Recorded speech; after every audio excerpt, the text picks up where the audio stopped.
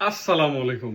আশা করি সবাই ভালো আছেন, আমিও ভালো আছি। সবাই এটার প্রতি একটা ভালো পরিমাণে আবেগ কাজ করে। সেটা হচ্ছে ঢাকাইয়া মানুষের খুবই ফেভারিট একটা খাবার, সেটা হচ্ছে ঝুরা মাংস। আজকে আমি অনেক দিন যাবত চিন্তা করছি ঝুরা মাংস বানাবো বা ঝুরা মাংস খাবো। কিন্তু যদি আসলে এটার অথেন্টিক বা এটার যদি অরিজিনাল ঝুরা মাংস খাইতে চাই, তাহলে আমার বাংলাদেশে যেতে লাগবে। কারণ কি সবাই বলে যে আমার আম্মু সবচেয়ে বেশি ভালো ঝুরা মাংস বানায়। মানে আমার আম্মু না, সব ছেলে বা মেয়ে বলে যে আমার আম্মু ভালো বানায়। সেম ক্ষেত্রে নিহারিটাও এরকম যে আমার আম্মু অনেক ভালো বানায়। কিন্তু আসলে আমি জানি না কার আম্মু ভালো বানায়। আমার আম্মু তো আমার ঝুরা মাংস কখনো খাওয়াই নাই। যাক, এর তো অনেক দুঃখের একটা বিষয়। তা আমি আজকে ঝুরা মাংস বানাবো। আমি প্রায় 1.5 কেজি গরুর মাংস একদম সলিড পিস নিয়ে আসছি। আমি অন্য গরুর মাংস খাইতে পারি না, চিকনা চর্বি অনেকেই জানে। কিছু হাড্ডিও জমা আছিল, ওগুলো কি নেহারি বানানোর জন্য রাখছিলাম।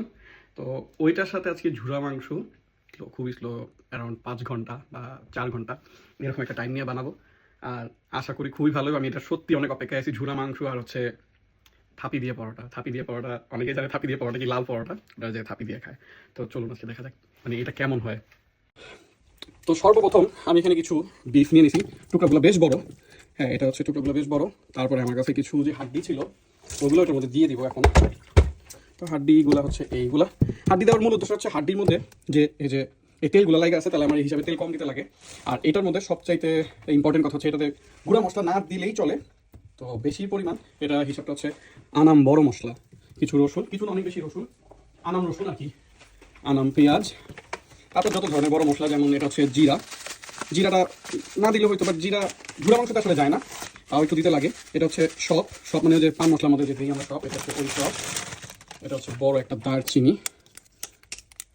হ্যাঁ, এটা দারচিনি। এটা হচ্ছে আনাম ধইনা। হ্যাঁ, এটা হচ্ছে আনাম ধইনা। একটা বড় এলাচ, 3টা বা 4টা ছোট এলাচ, হচ্ছে তেজপাতা, পরিমাণ স্টার মশলা ছোটো ছোটো কয়েকটা টুকরা, লবণ, একটু তেল। আর অনেক মজাও লাগে শুকনো মরিচ থাকলে। অল্প কিছু কি মিসিং আছে বলতে পারেন? মনে মনে হয় তো কিছু একটা মিসিং। এটার মধ্যে হচ্ছে টক দই দিয়েও যেতে লাগতে পারে, বা টক দই আমার কাছে নাই, দুর্ভাগ্যক্রমে টক দই দিতে পারতেছি না। বাট হ্যাঁ, সাথে কিছু পরিমাণ মতন লং। আদা রসুনটা মনে নাই, আদা রসুনের পরিমাণটা একটু বেশি দিতে হইব, যেহেতু এখানে কিছুই নাই নরম করার মতন। তো আদা রসুনটা দেওয়ার পর সামান্য গরম মশলা। হ্যাঁ, সামান্য না, ভালোই গরম মশলা।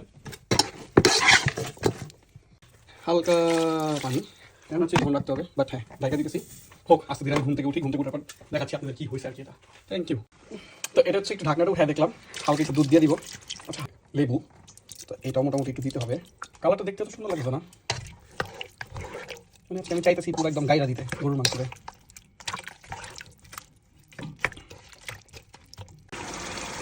এটা অলমোস্ট হয়ে গেছে, এখন জাস্ট পানিগুলো শুকাইতে দিছি।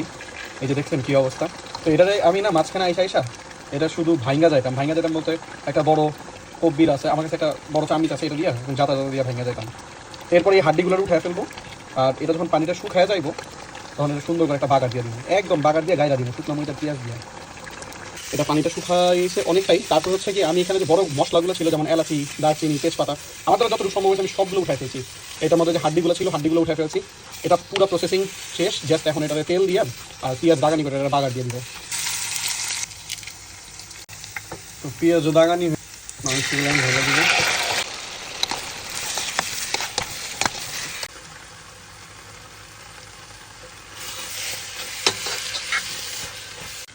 আমি আজকে খায়া একদম না গাইরা দিতে চাইতেছি।